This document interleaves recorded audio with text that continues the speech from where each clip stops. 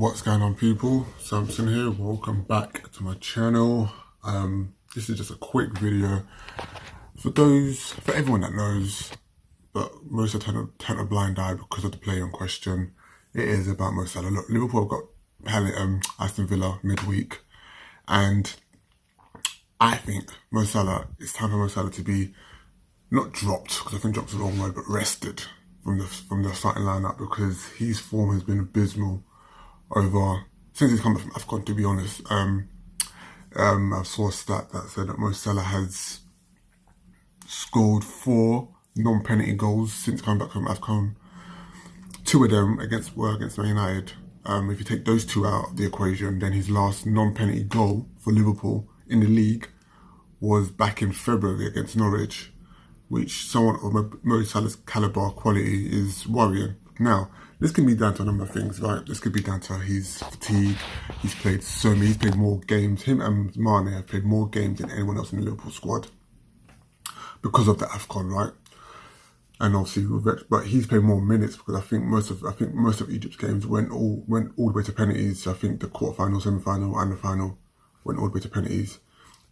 So I think he played more minutes than anyone else, and because he's a constant starter for Liverpool, like, even though we rotate our squad a lot, and there have been times where he was put on the bench. I think against Newcastle he was on the bench, but apart from that, he literally starts. Him and Van Dijk and Alisson are the 3 key components to every game that we play. Like, they start every game that we play, regardless. So it is worrying. I think what it is, and this is not me saying that Mo Salah's turned into a shit player overnight. It's not possible. Someone who's world class doesn't turn bad overnight. But I think what it is mental fatigue. Because what you don't realise is that when you're fatigued and you're tired, you make poor choices, poor decisions in the final. When it matters most, you make the wrong decision.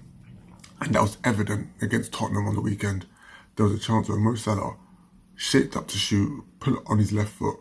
Ben Davies made a great block. But had Salah looked up and had the awareness of his surroundings, he would have seen that Luis Diaz was in space ahead of him with an open pass. It was onside, by the way. Onside, in front of goal. Could have had a tap in at the near post. I think Henderson was running in. I think Trent was behind him. He could have laid it back to Trent. Trent could have had a shot. And as Luis Diaz proved on the weekend, if you take a shot from outside the box, and the opposition side have got defenders that are in the box trying to block the shot, it can ricochet and go anyway. So yeah, that could have happened, but he decided to be selfish and hit the shot, which I understand. Now, the reason why he decided to do that, I assume, is because he went on BT Sport, spoke about his targets and goals for the season. He wants to get 15 assists and 40 goals. He's already got 30 goals in the league and in the season, so he wants to get to 40. But that could, not to say that come back and bite him on the arse, but when you do stuff like that, you open yourself up to criticism when you don't reach your targets. These pundits and journalists, they're not your friends. They're not talk to you to try and become pals with you. They do this so that you can get things out of you. So when you don't live up to certain standards or whatever that you've set for yourself and that you make public, they make a living off of criticising you and chastising you. Just that's what pundits do. That's what journalists do. They make a living off of criticising and chastising you if you don't live up to the expectation that they expect from you. So now that you've gone on record and said that you want to get 40 goals a season, anytime now people are going to be looking at you like, what, are you going to pass? Or are you just going to be trying to be selfish and take on the whole team by yourself? Like, he's capable of doing that. He's done it against Man City, he's done it against Watford, so he's capable of doing that. But there's a time and a place. I feel like at this crucial point in the period, mistakes can't be made, especially in front of goal. Because we play such a high line, because we're vulnerable on a counter-attack. When we play teams, we have to be deadly in front of goal, ruthless in fact. We can't let teams feel like they have a chance in the game because we make poor choices in the final third.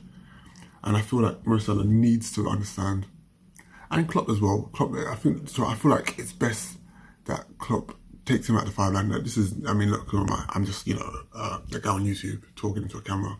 But yeah, at the end of the day, it's Klopp's fight. Klopp has the final say on team selection. But I feel like it would be best to take Mo Salah out of the firing line, at least until at least for a couple of games, even if it's just for one game. But we need Mo Salah, the old Mo Salah, right? We need the old Mo Salah back in time, fit and firing, back in time for the Champions League final, because this Mo Salah right now, we're not winners of the Champions League. The Mo Salah that we are witnessing right now before our eyes, we're not winners of the Champions League. We need that old Mo Salah back, that ruthlessness. That's, Mane managed to get that back. He had a poor start to the season and he had a really terrible season last season, but he has somehow rejuvenated and found his form and has come back stronger. Maybe it's because of the AFCON, where he winning AFCON gave him more confidence, I don't know. But he's come back stronger, he's come back better. Another player I think as well should be rested and taken out the 5-line is Fabinho. Fabinho's, he looks tired, he looks leggy every time he gets caught out of position and he has to track back. He looks like he's carrying a ton, like he looks like he's carrying a wagon like behind him. He's not athletic at all. He struggles, and what he relies on is his intelligence. But I feel like, again, with the mental fatigue, he's made poor choices and he gets caught out of position too easily. Done it again. It happened against Villarreal in the first half. To be fair, our home midfield was a shambles in the first half against Villarreal, but he was no exception against Tottenham as well. People might say he done well, but I think his positional play was really poor, especially for the goal, for Tottenham goal. He could have been a lot better positionally, but because he's not athletic enough, he couldn't get into position quick enough to stop the threat of Harry Kane feeding into Emerson Royale. But it is what it is. But again, my two players that should not drop but rested at least for a couple of weeks, Fabinho and Salah. But guys, let me know what you think in the comments. Don't forget to hit the subscribe button, notification bell, like, share, comment, all that good stuff, and up the Reds.